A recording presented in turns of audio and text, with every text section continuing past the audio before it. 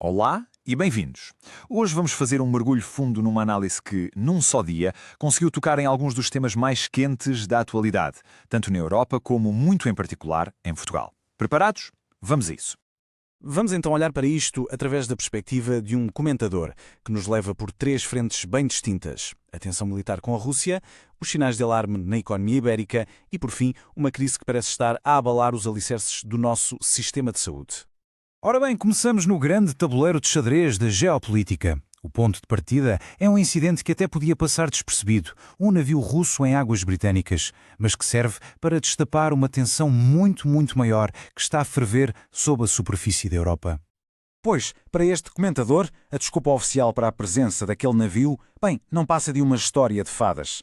A realidade, segundo a análise, é bem mais preocupante. A missão seria mapear os cabos submarinos, as artérias vitais da nossa comunicação, talvez a preparar o terreno para uma futura sabotagem.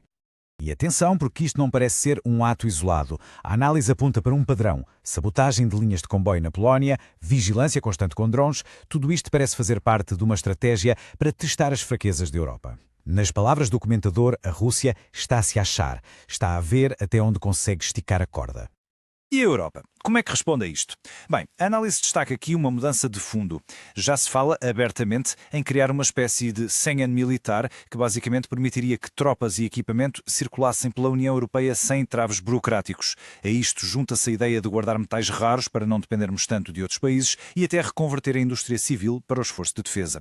É, no fundo, a Europa a tentar erguer a sua própria fortaleza. Ok, então, das ameaças que vêm de fora, a análise vira-se agora para as fragilidades que estão cá dentro. O foco passa para a Península Ibérica, onde o comentador aponta o dedo a certas decisões políticas que, na sua opinião, estão a fazer soar os alarmes económicos. E o primeiro alvo da crítica é a política energética de Espanha. A ideia de fechar centrais nucleares, logo agora em plena crise energética, é classificada, olhos em meias palavras, como estúpida. Um resultado, segundo a análise, de uma mistura perigosa de ideologias.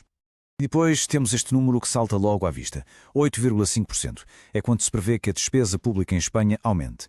Para o comentador, a matemática é simples e a conclusão é só uma. Esta conta vai ter de ser paga, inevitavelmente, com mais impostos.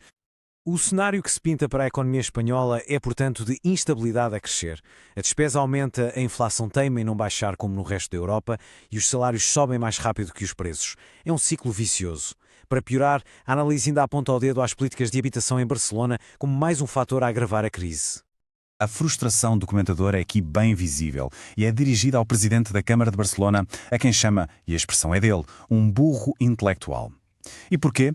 A acusação é de insistir em políticas de controle de rendas que, na sua visão, já falharam noutros sítios e que ali só serviram para fazer os preços disparar ainda mais. E agora saímos da economia para entrar talvez no ponto mais quente no coração desta análise, a saúde pública em Portugal. O foco está em três escândalos que, segundo esta fonte, põem a nu uma crise profunda no nosso Serviço Nacional de Saúde. E olhem que o primeiro escândalo é de uma dimensão que custa acreditar. Uma única médica terá passado receitas de medicamentos para a diabetes no valor de 5 milhões de euros. A suspeita? Que estes medicamentos, pagos pelo Estado, estariam a ser desviados para um mercado negro de emagrecimento.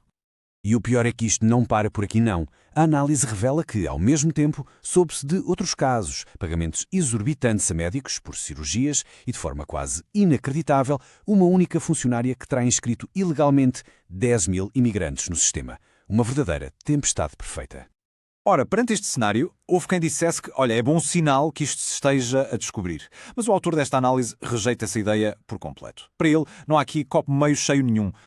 E é aqui que está, se calhar, o ponto nevrálgico de toda a crítica. Para este comentador, descobrir isto não é um sinal de que o sistema funciona. É um sinal de que o Estado falhou redondamente. A questão não é andar a reagir depois do prejuízo, mas sim ter sistemas que o evitem antes de acontecer. A exigência é muito clara. O que se quer é prevenção, não é andar a pôr pensos rápidos. O argumento que segue é francamente demolidor.